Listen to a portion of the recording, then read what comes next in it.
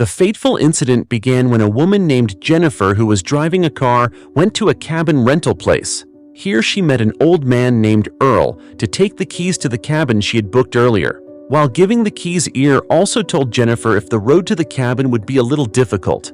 So Earl showed the floor plan to the cabin and said that the place where the cabin was booked was in a remote place. But that was Jennifer's goal because she wanted to find peace to finish her writing, and then Jennifer continued her journey. While on the way, Jennifer saw a petrol station and stopped there to fill up her car with gas, and while filling up the gas, she saw two men named Andy and Stanley who were watching her, and Jennifer gave them a smile. Then Jennifer went back to opening the plans that Earl had given her, but suddenly a man named Johnny appeared and surprised her. Here Jennifer tells Johnny that she is actually lost and asks about the cabin she rented.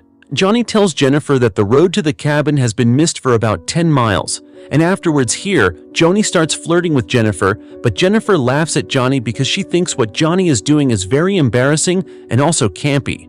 The gasoline of Jennifer's car was completely filled, and when Johnny wanted to help Jennifer to close the gas tank, Jennifer refused, and it made the car key button held by Jennifer pressed, and made Jennifer's car alarm sound, which made Johnny shocked and his foot spilled a bucket of water. Meanwhile, Johnny's friends saw it, laughed very loudly, which made Johnny annoyed, and after that, Jennifer continued her journey. Finally, Jennifer got to her cabin, and in short, in the evening, Jennifer continued her writing while chatting with her friend on the phone. But a moment later, suddenly Jennifer heard a sound that made her curiosity rise. Finally, Jennifer tried to find out where the sound came from and took her to a tool shed, but when checking the shed, Jennifer did not find anything. After that, Jennifer returned to her seat, and not long after that, Jennifer accidentally spilled the drink she was holding onto her clothes, which then Jennifer went inside to wash the clothes that were exposed to the spill. Seen while washing, from behind it turned out that someone was secretly filming her while wearing a bikini. The next day, Jennifer went to run a marathon to the middle of the forest, and there she found an empty house. Out of curiosity, then Jennifer checked the house, and because she didn't find anything there, she continued her marathon. After finishing her marathon, Jennifer was seen washing her face in the sink, but when she opened the faucet, the water coming out of the faucet was very dirty as well as the toilet and other taps. Then Jennifer called someone to fix it. After finishing the call, the cell phone she was holding fell into the toilet, and from this it can be concluded that Jennifer is a careless woman. Then came a man named Matthew who was sent to fix the water line, and it was seen that Matthew had mental retardation. Here Matthew also managed to fix the water line, and because Jennifer felt happy she reflexively kissed him, it was seen that Matthew, who was mistaken, immediately left there. Then the story moves where Johnny, Stanley, and Andy are by the river. They are seen fishing while drinking beer, and then Matthew joins them. Here Stanley tells if he recorded Jennifer when Jennifer was wearing a bikini, and from here it turns out that Stanley was the mysterious person who recorded Jennifer before. After that, Stanley tells Johnny that Jennifer kissed Matthew because Matthew had helped Jennifer fix the water line. Johnny looks upset and says that city girls are just arrogant people who like to show off their sexiness. But here Stanley and Andy mock him, saying that Johnny is jealous because he can't conquer Jennifer. Then Johnny says that he will definitely make Jennifer fall to her knees, and he also says that what Matthew experienced was just luck. In the evening, Jennifer continued her writing, and because she felt she didn't get any ideas, then Jennifer took the cigarette she brought, and after smoking the cigarette, then she fell asleep. When she woke up, Jennifer felt that someone was bothering her, so she checked outside, and again, Jennifer found nothing. But when she returned to the cabin, she saw a photo of Johnny, Stanley, and Andy on her laptop. Then the three of them appeared in front of Jennifer, which of course scared Jennifer. And afterwards, Jennifer threatened them by saying if she had called the police. But hearing that Johnny laughed very loudly because he knew from Matthew if Jennifer's cell phone was damaged because it fell into the toilet. Then Johnny also told Matthew to get out of his place, and Johnny said if Jennifer had not paid Matthew for fixing the drain, and afterwards Jennifer took her wallet to make the payment. But when she was about to give money to Matthew, then Johnny said if it was not money they wanted. But here Johnny told Jennifer to sit down and accompany them to drink. Jennifer refused, and that made Johnny angry, which then Johnny forced Jennifer to do what he wanted, and they treated Jennifer like an animal.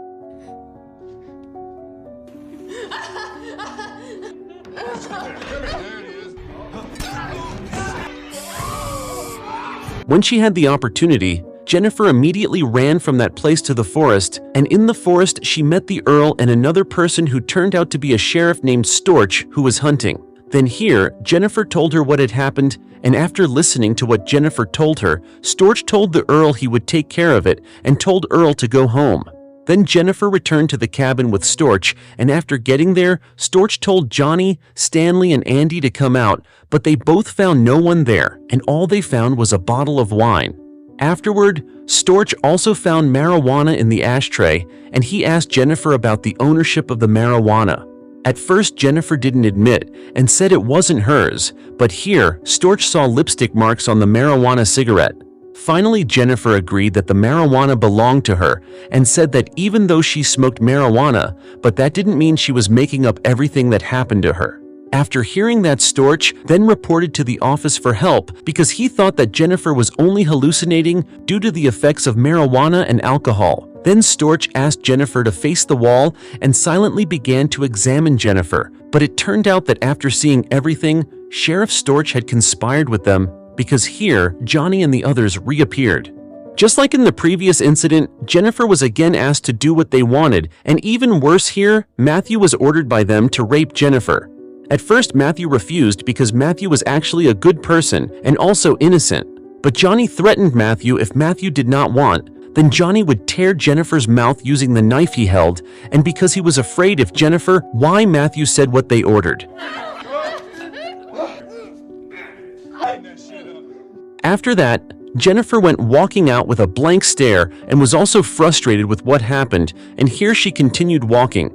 But not until there, Johnny and his friends returned to torture and also rape her, which made Jennifer faint. After regaining consciousness, Jennifer returned to walking with a naked and weak body. And when she arrived at a bridge, Jennifer threw herself into the river and then she disappeared. With the disappearance of Jennifer in the river, Sheriff Storch ordered Johnny and his friends to look for her in every place, and they should not stop looking until Jennifer's body was found. After a long search, they still haven't found Jennifer's body, and it looks like Sheriff Storch is very panicked and orders them not to stop looking until he says the search is over. Then Sheriff Storch orders them to eliminate all of Jennifer's belongings, including her car. Seeing Stanley, who was changing his handycam tapes, Sheriff Storch was furious and immediately destroyed the tapes because they could be evidence, because from the beginning, Stanley always seemed to be recording the incident. Then Johnny, Stanley, and Andy burned all of Jennifer's belongings, and Johnny also said that they had to keep an eye on Matthew because he didn't want Matthew to leak everything. The next day, Sheriff Storch went to the Earl's place to give the keys to the cabin that Jennifer had rented, and afterward the Earl asked if Jennifer had left. Sheriff Storch told the Earl that Jennifer had left yesterday under the influence of alcohol, and there the Earl believed it. Happy hour, boys. Later that evening, while Sheriff Storch was watching with his wife, Earl suddenly called and said that a woman had sent a message asking for Jennifer's whereabouts because since the incident, Jennifer had disappeared without any news. Earl advised Sheriff Storch to call the woman because Sheriff Storch was the one who saw her last time. Then the story moves on to show Johnny and Andy, who are daydreaming, being visited by Stanley, who runs up to them. Stanley looks very panicked, and he tells Johnny and Andy that someone stole his handycam, and he also says that the recording of what they did is there. It turns out that what Sheriff Storch destroyed before was an empty cassette, because at that time, Stanley had just replaced the cassette with a new cassette. It made Johnny very angry with Stanley, and it also made them very panicked. At night, Johnny, who was watching at his house alone, was disturbed by someone. Johnny, who was upset, then shot in all directions, and when he looked down at his feet, Johnny was shocked because there were his slippers, Jennifer. Then Johnny saw a shadowy figure go into the bushes, and when chasing the shadow, Johnny found nothing there, but what he saw was only the rubber bands Matthew used to use scattered there, which of course, he thought at this time that Matthew had done it all. The next day, Sheriff Storch, who had just returned home, was told by his wife that someone had sent a videotape, and he knew that it was Stanley's lost tape. Fortunately, his wife and child did not have time to see the contents of the tape. Then afterwards, he immediately approached Johnny, Andy, and Stanley, and he, who was angry, then put the videotape in Stanley's mouth and pointed a gun at the three of them. Seen here, Johnny tries to convince Storch that it was Matthew who did it all because they felt that Matthew was obsessed with Jennifer and also felt very guilty. Sheriff Storch ordered them to find and bring Matthew to him, and then he left. And after that, Sheriff Storch went hunting with the Earl. In the middle of the forest, Sheriff Storch kills Earl because Sheriff Storch feels that the Earl is a threat to what he has done to Jennifer. Then the story moves to Matthew, who is by the lake, but suddenly he hears the sound of Jennifer calling him. Matthew immediately finds out where the sound came from, and when he is about to go down the stairs, he falls and faints. When he woke up, Matthew was in an empty house in the middle of the forest, and there was also Jennifer sitting in front of him. Jennifer then told Matthew to come closer, and here Matthew, who felt very guilty, apologized to Jennifer because he was forced to commit the previous crime. Jennifer also seemed to forgive Matthew by telling Matthew to sleep on her lap, but then Jennifer took the rope she had prepared and strangled Matthew while saying that forgiveness was not enough for all that had been done to her. The next day, Andy and Stanley searched for Matthew's whereabouts, and while in the middle of the forest, they heard someone playing the harmonica. They thought it was Matthew and immediately chased the sound. The sound they were chasing led them to an empty house in the middle of the forest. They both began to split up. Andy went into the house and found no one inside, while Stanley, who was looking outside, he met Jennifer. When he was about to catch her, Stanley's foot was hit by a trap that Jennifer had prepared, and Stanley screamed, calling Andy's name. Andy, who heard Stanley, immediately went to him and asked what was wrong. And when he looked back, Jennifer immediately hit Andy's head with a stick, as well as Stanley, who was also beaten until they both passed out. Afterward, Jennifer tied Stanley to a tree trunk, and afterward, Jennifer hooked a fishing hook into Stanley's eyelid and then smeared Stanley's face with fish slime. The fishy smell of the fish slime lured the crows to come and pegged Stanley's eyes until Stanley died. Different from Stanley, Andy was tied up in a bathtub filled with water, and when the water was full, then Jennifer put a chemical powder into the tub. Not only that, Jennifer also removed the support of Andy's body, and that made Andy's head fall into the tub that was filled with chemicals, and then Andy also died. Now it's Johnny's turn, and Johnny, who is in the workshop, hears the sound of a customer coming. And when he approaches the customer, it turns out to be Jennifer. Jennifer immediately hits Johnny on the head until Johnny faints, and when he wakes up, Johnny finds himself tied up naked. Here, Jennifer also returned Johnny's treatment. She began to torture Johnny by pulling his teeth and also put a gun in Johnny's mouth, just like what Johnny had done to Jennifer before. Not only that, Jennifer also cut Johnny's penis and then stuffed the pieces into Johnny's mouth, which then, just like Stanley and Andy, Johnny also died. Then the story moves to Sheriff Storch, who is driving a car, and at that time he was called by his wife. His wife tells him that there is a new teacher for his daughter who comes to their house, which turns out that the new teacher his wife means is Jennifer. Storch was very shocked, and after finding out that it was Jennifer, Storch immediately rushed home. When he got home, his wife then told him that his daughter was taken away by Jennifer to a park, and Storch immediately looked for his daughter in the park, but he could not find the whereabouts of his daughter. And when he wanted to get back into the car, suddenly Jennifer immediately made him faint. When Sheriff Storch woke up, there was already a gun pointed at him. Jennifer began to attach one end to the trigger and the other to Matthew's wrist, who was still unconscious. Jennifer's plan was that if Matthew moved, then Sheriff Storch and Matthew would die horribly. A few moments later, Matthew woke up and Matthew's movement made the trigger pull and made Sheriff Storch and Matthew die horribly. And after the revenge, the movie was over. Set in a city, the story opens by showing a woman who is in a taxi to go to work, and the woman named Katie. Before doing her work, Katie meets with one of her colleagues to ask if her female friend has a professional photographer friend, and the purpose of asking is because Katie wants to improve and tidy up her portfolio for career purposes. And because she doesn't get an answer, then she continues to work. Briefly after Katie finished working and was going home, her view was distracted when she saw a brochure containing a free photographer or portfolio model.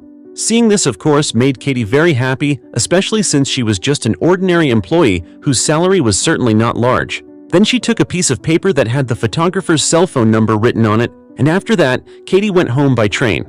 Arriving at her apartment then, Katie immediately went into her room and tidied up all the messy furniture. After everything was done, Katie then lay down while opening her portfolio book, and on that day, Katie also started calling the photographer's cell phone number that she got on the paper brochure before. Not long after, the photographer immediately picked up the call from Katie, and it was known that his name was Ivan.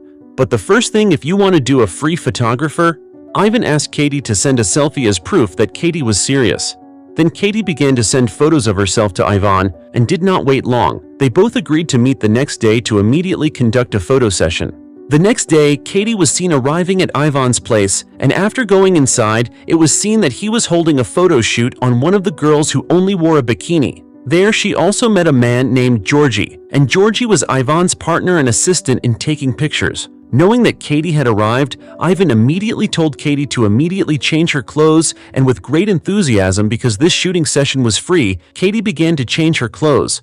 But before taking pictures, Katie asked Georgie for help in removing her necklace.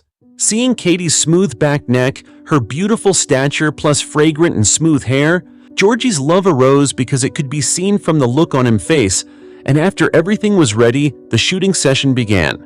At first everything went fine, but after a few photos, Ivan asked Katie to change her clothes again with more revealing clothes. Of course, Katie, as a good girl herself, refused because her goal to Ivan's photo studio was only for portfolio photos, not for adult magazine photos. As a result of the rejection, it caused an argument between Katie and Ivan that woke up one of their sleeping friends named Nikolai. Katie immediately felt uncomfortable from Ivan's words, and in the end, Katie decided not to continue the photo shoot and immediately left the place. In short, in the afternoon when Katie was just jogging, she was suddenly surprised by the presence of Georgie at her apartment. It turned out that the purpose of his arrival was to give a flash disc containing several photos of Katie before Ivan told Katie to change her previous sexy clothes.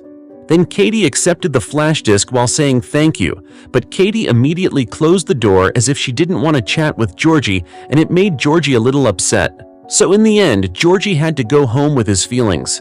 When night fell, Georgie was looking at Katie's beautiful photos somewhere while Katie herself came out of her room to take out the trash.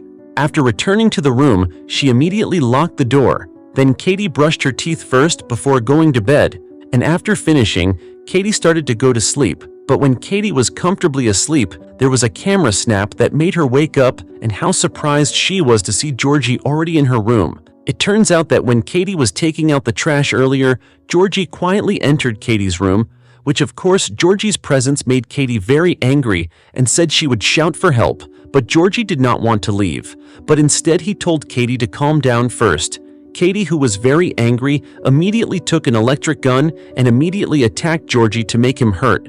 Quickly, Katie ran towards the exit, but unfortunately, she had to fail because Georgie managed to pull Katie back in. Inside, Georgie began to commit violence by smashing Katie's head on the floor. Then he silenced her mouth and tied her hands and feet. While in the next room, Katie's friend Jason woke up because he heard the noise they made, and he, who was curious about what happened, immediately went into Katie's room. But when he was inside, suddenly Jason was stabbed from behind by Georgie.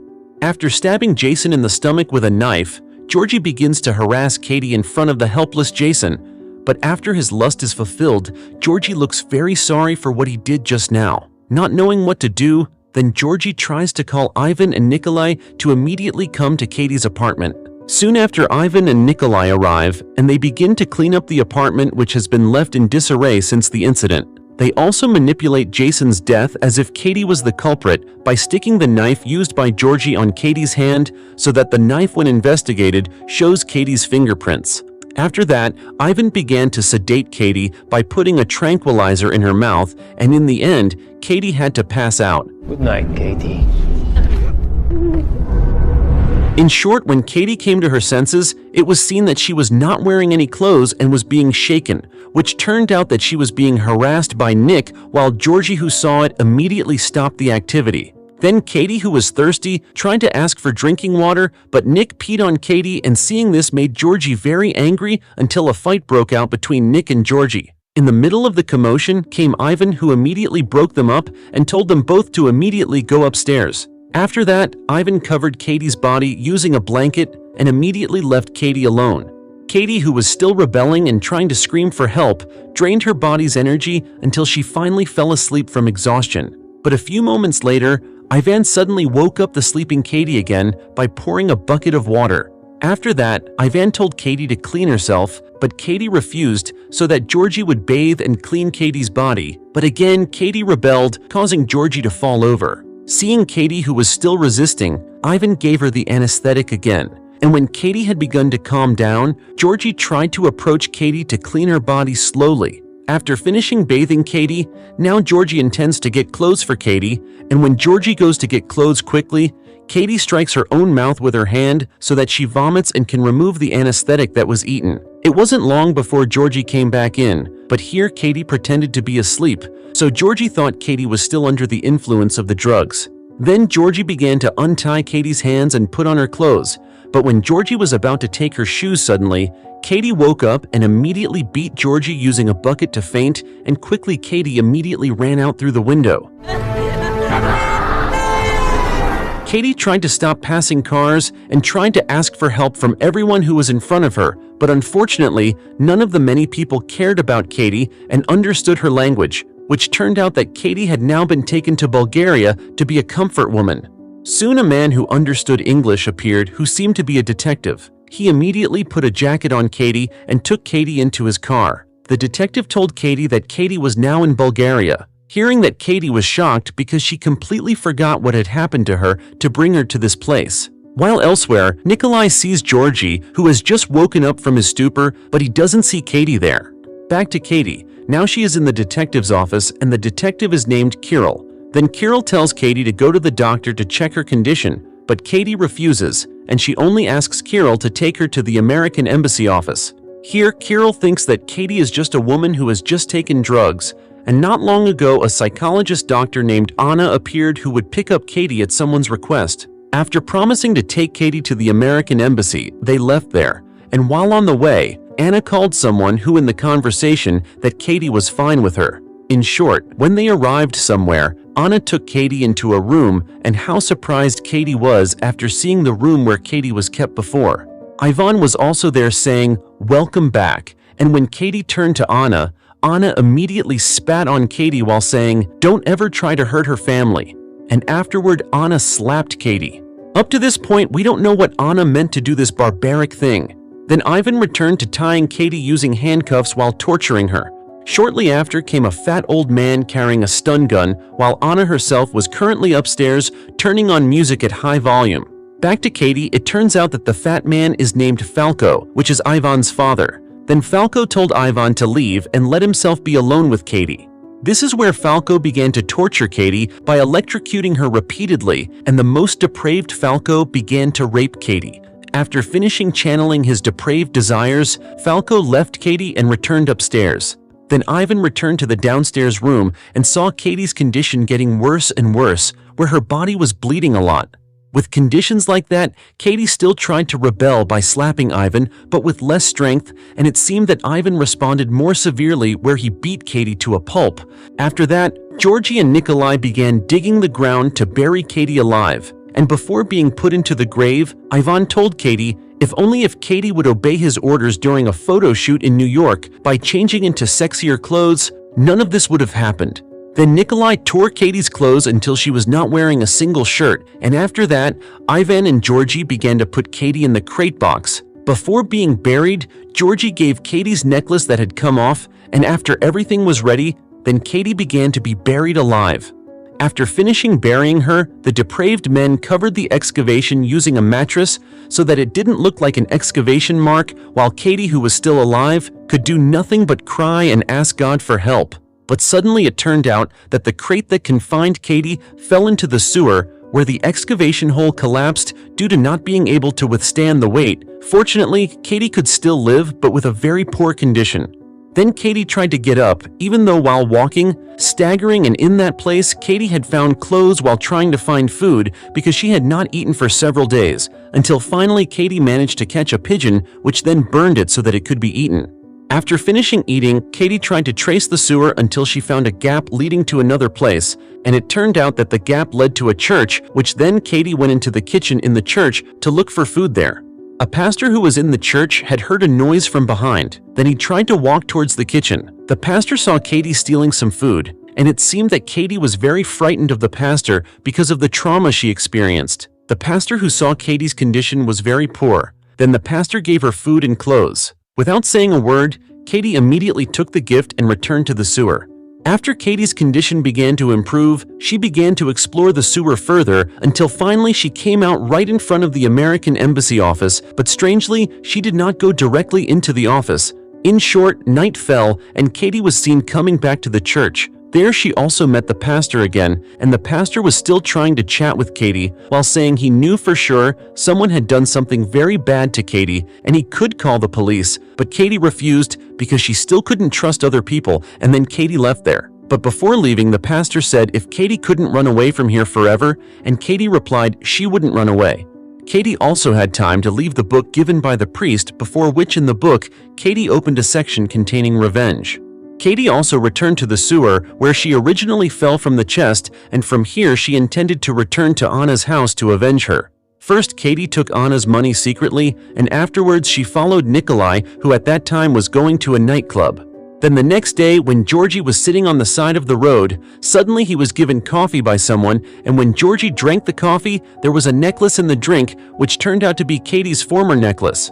Georgie realized that the necklace belonged to Katie, and he also saw Katie walking. Immediately, Georgie followed her into the sewer, and this is where Katie began to take her revenge. Katie? While at the church, the priest was worried about Katie. He began to contact Detective Kirill, where the detective had helped Katie the other day. Here, the pastor reports that he is very worried about a woman from America who seems to have just experienced a crime, and the woman in question is Katie. He also says he is afraid that Katie will take revenge on the people who have committed crimes against her. The pastor also said that he found the book that Katie was carrying open in the section that discussed revenge. Back to Katie. It can be seen that she is holding Georgie in the sewer. Then Katie began to torture Georgie by cutting on the cheeks, legs, and stomach using a knife, and afterward Katie smeared dirt on each cut. After that, Katie left Georgie alone, and the next target was Nikolai. Nikolai was seen in a nightclub while having fun with comfort women, but Nikolai did not realize that the glass he was drinking had been replaced by Katie, which immediately Nikolai felt nauseous, and it turned out that the drink had been given dangerous drugs by Katie. Nikolai, who could not hold back his nausea, immediately went to the toilet, but suddenly from behind there was Katie, who immediately kicked Nikolai until he fainted. Then Katie put Nikolai's head into a toilet full of human feces until in the end, Nikolai had to die with a body full of feces.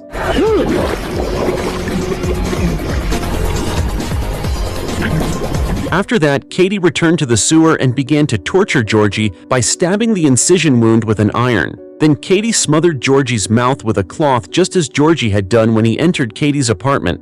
After Katie tortured him now, the next target was the Falco, where Katie went to the church which was conducting worship, and it turned out that there was also the Falco and Anna there. Then Katie also tried to lure the attention of Falco, and Falco, who saw Katie from behind, was immediately shocked and immediately chased her. When Falco was already in the sewer, suddenly from behind, Katie hit Falco's head using a stone until he fainted, and when he woke up, Falco was lying on a wire bed with his legs and hands tied. Then Katie began to torture him by electrocuting Falco's body repeatedly, and this is the same thing Falco did when torturing Katie in the past. Katie, who was not satisfied with torturing Falco using a stun device, forcibly inserted an iron into Falco's mouth, where the iron would flow high-voltage electricity into Falco's mouth, and in the end, Falco died with a burnt body. After finishing her revenge on Falco, Katie returned to see Georgie, who was still alive. Katie also did the same thing to Georgie, where she photographed Georgie with a full state of incision wounds on his body, and the same as Georgie did when photographing Katie when she was asleep. While at home, Anna was seen. She had just arrived, but Anna was shocked to see the condition of the house that had been disorganized. And Anna also heard the sound of music from the basement, where the same music when Katie was tortured before. When she was in the basement, suddenly from behind, Katie hit Anna and pushed her into the hole where the grave used to be until she fainted. Then when Anna woke up, she was already in the box and saw Georgie in a state full of cuts. Back home, Ivan was seen just arriving, and he was also shocked when he saw the messy state of the house. And in the house, Ivan also did not see the existence of Anna until Ivan tried to check the basement. In that place, Ivan was again shocked to see Katie's grave had broken through to the sewer. By carrying a flashlight and a gun, Ivan ventured in and began to explore the sewer. While in another place, the priest who was with Detective Kirill, they were still talking about Katie's condition. The priest told him that Katie might now be in the sewer, and afterward the priest also showed him the room leading to the place, which then Kirill went inside to help Katie. Meanwhile, Ivan, who had been tracing the sewer, met Georgie, But suddenly from behind, Katie hit him with a shovel until he fainted, and when Ivan woke up, his hands and feet were bound, and even his vital organs had been clamped using iron clamps. Before Katie kills them all, Ivan tells Katie that Anna is not actually his biological mother, and it turns out that Anna is a woman who was often raped by Ivan's father Falco, until she gave birth to 2 children named Georgie and Nikolai. But Katie is ignorant about the explanation, and she tortures Georgie again in front of Anna. Anna could only cry when her biological son was murdered before her eyes, and after Georgie died, Katie started closing the box and locking Anna inside. While on the other hand, Kirill is seen still tracing the sewer to look for Katie's whereabouts, and now Katie will torture Ivan where she pulls Ivan's body parts using pliers until the skin is torn, just like Ivan did to Katie before. Then Katie also slowly rotates the iron clamp to make Ivan's vital organs break. Of course, it makes Ivan feel tremendous pain. Not long after, Kirill appeared and saw Katie, who was torturing Ivan, but when Katie was caught off guard, suddenly Ivan was still able to get up, even with a body full of wounds where he was choking Katie. Fortunately, Kirill managed to save Katie by shooting Ivan right in the head. And after her revenge was avenged, and without saying a word, Katie left Kirill alone. Kirill, who heard a woman's voice from inside the box, tried to open it, which turned out to be Anna. Kirill was very shocked because all this time Anna, who was considered a psychologist, turned out to be involved in this crime case. Meanwhile, Katie herself is now in front of the American Embassy office while walking towards the guard with a smiling face, and the movie ends. Spit on Your Grave 3rd is a continuation of the second I Spit on Your Grave movie, where the third movie, Jennifer has changed her name to Angela due to the trauma she experienced, and the story begins.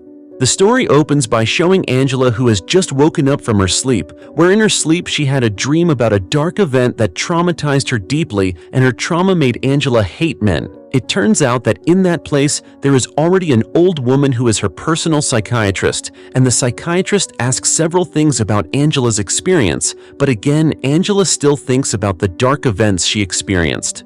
Then when Angela was going to work, Angela was always cold and kept her distance from men while waiting at the bus stop. Even after arriving at work, Angela also did not want to be friends with men in her office and could be seen one of the men trying to get along with Angela. But Angela was ignorant and immediately left him. Day after day, she always dreams about events in her past that are hard to forget, making her very traumatized by men and making her a quiet woman. In short, when Angela was exercising on the edge of the lake, she was still imagined. But when she was jogging, suddenly a group of men approached her and tried to tease her. Angela's mind was eager to fight and shoot the men, but instead of making this problem worse, Angela immediately left them. Then the story moves on to show Angela, who is again counseling with her psychiatrist, and here the doctor advises Angela to join a therapy group, where in the group are people who have been victims of violence and even rape.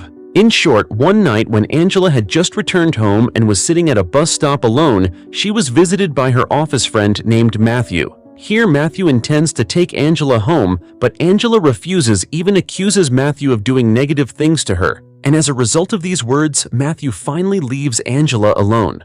The next day, Angela went to an association that had been suggested by the psychiatrist before, namely an association of people who had been victims of sexual violence. There they all shared stories with their experiences of violence, and the organizer of the community was named Lynn, who then introduced Angela to all members. Afterward, Lynn invited Angela to tell about the bad experiences that had been experienced, but Angela was reluctant to tell stories until finally Lynn invited all members to take a short break. And when Angela wanted to take a drink, came a man with glasses named Oscar. They were seen getting acquainted and even chatting about Oscar's daughter. And after finishing chatting, then Oscar left. Afterwards, one of the women named Marla explained what the conversation from Oscar meant, which turned out that Oscar's daughter had been a victim of rape, and when the rapist was legally free, Oscar's daughter chose to commit suicide. As a result of that incident, now Oscar was really devastated by the fate that befell his daughter. Then Marla invited Angela out to smoke together while chatting. In short, when Angela walked home alone, coincidentally the men who had disturbed Angela before reappeared, but fortunately Marla arrived on time. Here Marla makes the men embarrassed by saying they won't be able to get a woman if they are like thugs, look for a good life, and finally the words make Angela smile.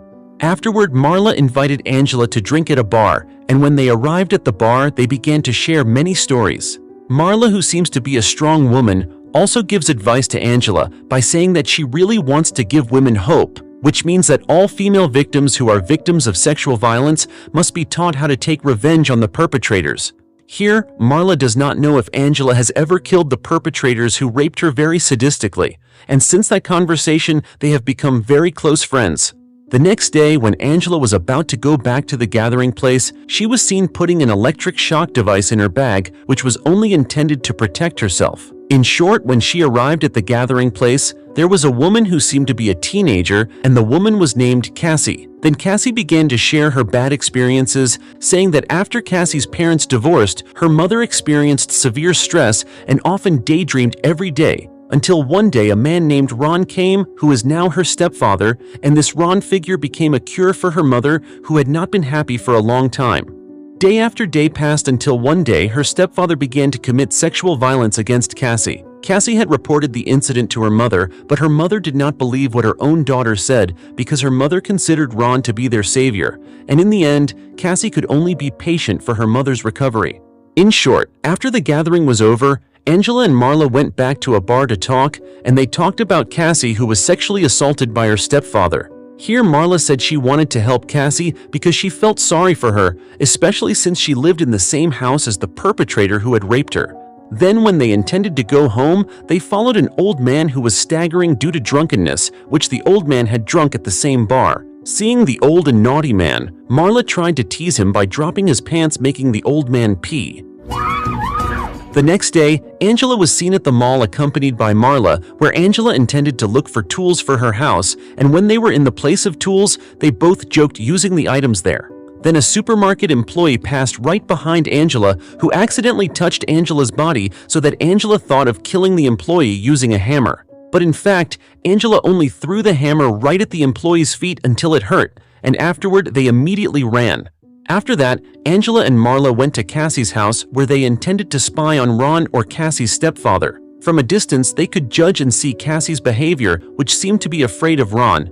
And afterwards, when Ron left in his car, then they both followed Ron to his workplace where Ron worked at a mail shop. Then when Ron finished working, Angela and Marla were getting ready to teach Ron a lesson, and when Ron got off the elevator and walked towards his car, suddenly Marla immediately beat him using a crowbar until his head was bleeding. But when Marla was about to hit him again, Angela immediately restrained Marla's actions. Here, a very frightened Ron asks what's wrong, gives his wallet and also his car, but Angela has absolutely no intention of taking a single piece of property from Ron, but she only warns Ron not to harass a woman again, and Ron agrees to the words of Angela.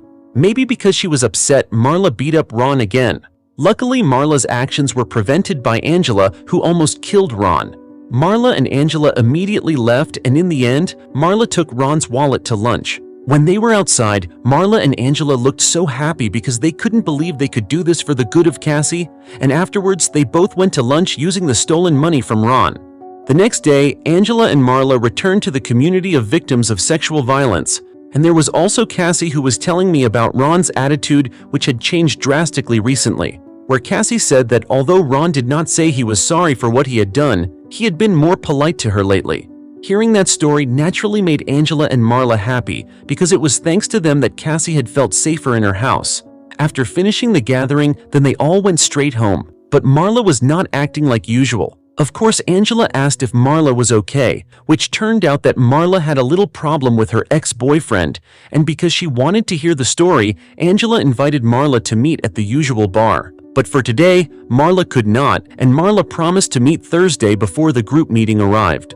Then, the next day, Angela was seen busy with her work in her office, but again Matthew invited Angela to eat together with her other office friends, and since Angela became friends with Marla, Angela began to be nice to Matthew, but for today Angela said she couldn't, because she already had an appointment to meet Marla, which then Angela said maybe tomorrow she could eat with them. Of course, those words made Matthew a little happy, because in the end, Angela wanted to be invited to eat together. In short, that evening, Angela was seen at the bar and was sitting waiting for Marla to arrive. But after waiting a long time, Marla didn't come, until finally Angela decided to leave and go straight to the place where the sexual victims gathered. However, after arriving there, it was seen that the others seemed sad and contemplating. Then Angela asked Lynn what really happened. Lynn said that Marla was dead. She was contacted by the police this afternoon, and the police told her that Marla had been found dead, but the incident of Marla's death, Lynn also did not know. Hearing this made Angela very shocked and sad, to the point that Angela's mind once again hallucinated and wanted to attack Lynn. Sorry, Angela. Not long after, a detective named Dylan appeared at the place, and Lynn told them all to sit down first, while Dylan explained what happened to Marla. But Oscar's behavior seemed to dislike the presence of Detective Dylan because he didn't like the police since the incident happened to his daughter. Oscar, who was already emotional, immediately left the place. Over a little commotion that occurred, Dylan decided to take coffee while calming the members who were there. But while Dylan was taking his coffee, Angela tried to approach Dylan to ask what happened and why Marla was killed. Angela also said that Marla was her best friend during her time in the community, so she needed to know about the cause of Marla's death. Then Dylan explained that Marla had been killed by someone, but this case could not be explained specifically, especially in a place where there were many people, so Dylan invited Angela to go to a restaurant and talk privately about Marla's death. When they were at the restaurant, Dylan explained that Marla's death was not yet clear who the perpetrator was, but until now, the police are still looking for strong evidence about Marla's ex-boyfriend. Meanwhile, Angela explained Marla's behavior to Dylan, saying that Marla was so kind to her that it made her a strong figure since she became friends with Marla. After talking for a long time, they left there, but when they were about to go home, Angela was again disturbed by the same man before, and the man was named Chief. Then Angela's mind returned to imagining where she killed the 3 men who disturbed her, but Angela chose to leave there. In short, the next day, when Angela was at the office, she was seen reading the news that it turned out that Marla's ex-boyfriend named Nicholas was free from the law and there was no evidence whatsoever about him killing Marla. Angela, who read it, was very upset, and then she went straight to the police station to meet with Detective Dylan, but when she got there, Dylan couldn't do anything about Marla's ex being free. Hearing this made Angela even more annoyed with the laws in her country, and after that, Angela returned home to her apartment. Arriving at the apartment, Angela was very angry and slammed several plates, but when throwing a knife, it was seen that the knife stuck to a painting. Seeing this, Angela's dark side was burning again, until in the end she intended to avenge Marla's death by killing Nicholas, and afterward Angela began to prepare a knife that was kept in her thigh using a belt. In short, the night came and Angela was dressed sexy to launch her plan. Then Angela went to a bar where Nicholas was, and sure enough, when she was there, Angela continued to stare at Nicholas until Nicholas began to be provoked. Then Angela began to walk to a quiet place, and in that place, Angela began to be seduced. But Angela said she did not want to feel sleeping with him because Nicholas was a pathetic man. The result of these words made Nicholas angry and immediately slapped Angela, and again when treated harshly, Angela remembered her dark period, which then her dark side began to flare up. This is where Angela began to carry out her actions. First, she began to pretend to agree to Nicholas's lecherous requests, and when Nicholas was in pleasure, Angela took a knife and immediately cut Nicholas's vital organs to break. Not only that, Angela also immediately killed Nicholas using a crowbar. The next day, when Angela was working, suddenly Matthew told Angela that there was a Detective Dylan who was looking for her. Then Angela approached Dylan and they talked face to face in another room. It turned out that Dylan wanted to ask about the death of Marla's ex-boyfriend Nicholas, and Dylan also accused that Angela was the culprit who had killed him because before Nicholas's death, Angela had feelings of anger towards him. But Angela denies all the accusations by saying that she is not the culprit, and honestly, she is happy that someone killed Nicholas because justice must exist. Because he did not find any evidence on Angela, Dylan finally left there. In short, after returning from work, Angela returned to the community gathering place. Here again, Cassie returned to tell about Ron or her stepfather, where he again harassed Cassie, to the point that Cassie told her to tears, and Cassie said she didn't know what to do anymore. Plus her mother seemed not to hear what Cassie said. She couldn't live like this anymore. Oscar, who heard the story, began to get angry by saying Ron must be stopped immediately and Ron must be punished immediately. Ron should be killed with an iron pipe. Hearing those words, Lynn immediately pulled out Oscar so that the other members would not be affected by his words. While Angela, who heard, also got emotional, and her psychopathic nature flared up again. Oscar, who had said that Ron should have been killed using an iron pipe. Finally, Angela went to the hardware store to buy the iron pipe and intended to avenge Cassie on Ron. And sure enough, when Ron was closing his store, suddenly Angela appeared dressed like a schoolgirl. Then Angela tried to ask Ron for help to be taken to the intended address until finally Ron was provoked and took Angela to a quiet warehouse. After entering the warehouse, Angela began to tease Ron by saying, "You want to play? Am I not too mature?" while slowly walking towards the mattress there. Ron, who saw Angela showing off her body, began to get excited, and quickly, Ron began to open his pants and have sex with Angela, but just started it suddenly. Angela said, "I told you that I would watch you," which then Angela immediately electrocuted Ron until he passed out. In short, when Ron woke up, it was seen that he was already in a chair tied without pants. Ron, who was very frightened, screamed for help, but unfortunately there was no one in that place besides the two of them.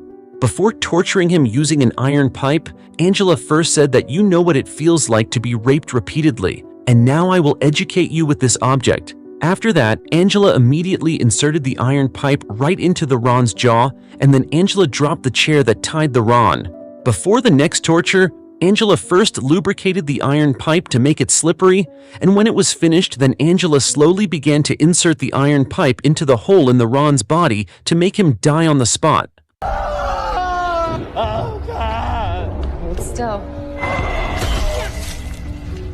After finishing killing Ron, Angela was seen burning all the evidence while apologizing to God. Then the next night, Angela reunited with her community, and when they were all gathered, suddenly several police officers came to the place. One of the police chiefs, named Detective Boyd, began interrogating Oscar about the death of Cassie's stepfather because the police had a report that Oscar had been angry when Cassie told him about her being abused by her stepfather. Moreover, Oscar had said Ron should have been killed with an iron pipe, so that report became police evidence that Oscar was the culprit who had killed Ron. Then Oscar was immediately taken to the police station, then followed by other members. When they were all at the police station, Angela was angry with Dylan for accusing Oscar of being a suspect without strong evidence. Then the next day when Angela got home from work, she went back to see Oscar, who had just finished his business with the police. They talked one-on-one while discussing the case of Oscar's daughter, who had died by suicide due to the trauma of being raped, and it turned out that Angela's purpose in asking was so that she knew who the perpetrator was who had raped Oscar's daughter. Shortly after finishing chatting with Oscar, then Angela began to stalk the man who had raped Oscar's daughter. Angela continued to follow where the burly man went until he arrived in a quiet alley, and when Angela was ready with her stun device, it turned out that the man realized that he was being followed by Angela. With a large and burly body, the man managed to beat Angela to a pulp. Angela, who was already helpless, was about to be raped by the man, but fortunately, Detective Dylan arrived on time and immediately shot the burly man. What the fuck is this? Okay, you're okay. Then Angela was taken to the police station for interrogation, which turned out that Detective Boyd already knew everything and who Angela really was. She also knew what Angela's real name was, Jennifer Hills. When interrogated cleverly, Angela could come up with the right reasons to make Detective Boyd angry. Then when Angela and Detective Boyd left the room, suddenly Oscar appeared with bloodied hands while saying he himself was the culprit and he was the killer of all this case. I don't know why Oscar did this. Maybe he was desperate after losing his daughter. Until in the end, Angela was released but was still under police surveillance, and sure enough, when Angela was going home, it was seen in front of her apartment, a police car kept watching. Knowing this, of course, made Angela angry until she destroyed the furniture in her room. Here, Angela became even crazier, and secretly, Angela ran away through the back door, but in sexy clothes while carrying a bag containing sharp tools. Then she walked to find victims of lecherous men. Angela was seen walking without a destination, but without her realizing it, it turned out that Detective Dylan was secretly following her. And when Angela walked in a park, she finally got one victim, namely Chief, the man who often bothered her. Here, Angela began her action, and secretly, Angela took out a knife from her bag while teasing Chief. But it turned out that Chief was disgusted by Angela's very strange behavior. And it turned out that the reason why Chief had always approached Angela since yesterday was because he only wanted to disturb Angela and had no intention of raping her. But Angela continued to tease while saying seductive words. Hearing the free offer, of course, Chief would not refuse, and when he approached her, Angela quickly stabbed him with her knife. But unfortunately, Chief quickly managed to avoid the attack and immediately hit her until she fell. Not long after came Detective Dylan, who stopped the action, and when Chief was off guard, Angela then kicked Chief's leg and even intended to kill him. Then Dylan tried to restrain Angela from doing worse, but Angela did not hear the words of Dylan. And Angela finally attacked Chief until he was hospitalized. In short, Angela was serving a 2-year prison sentence, and she currently woke up wearing prison clothes. She was still counseling with her psychiatrist in prison, and after finishing, Angela was asked to leave the room and wait outside. But when she arrived outside, 2 female fellow inmates were seen preparing 2 knives in their pants and intending to kill Angela, but because Angela is basically a woman who has gone through many incidents like that, Angela can easily kill the 2 women. Unfortunately, when the psychiatrist doctor came out of the room and tried to stop the fight, Angela suddenly killed the doctor by stabbing her blindly. It turned out that it was just Angela's imagination and the murder that just now never happened. And the movie ended.